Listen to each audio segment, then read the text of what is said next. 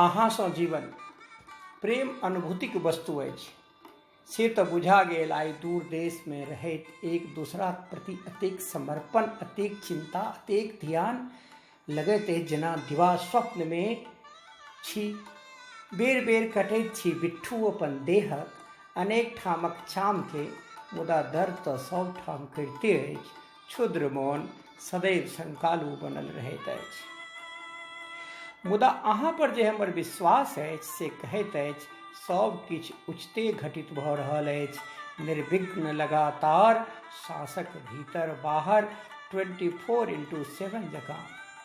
एकरे कहैत छै जीवन हमरा लेल। मुदा जीवन जीवाक उद्देश्य हारल थाकल अपस्यात भेल जीवन में नव अंकुरक आगमन जकाँ सब किछु अनायास, सुंदर, हरियर, कचोर लागि रहल अछि।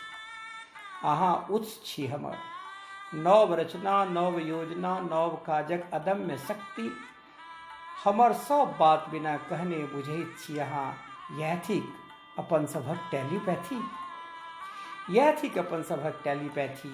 एक बात कही, हमरा कहलासँ कहाँ सुनैत छथि भगवान वा भगवती। सानक बेंग जकाँ टर टर करैत रहैत छी हम हुनका लेखे धनसँ।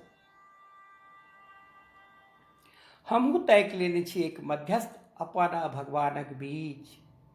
ओ अहाँ छी। अहाँक पूजा पद्धति, तंत्र साधना, गीतक भास, आह्वाहन, विसर्जन में चुंबकीय जादू अछि।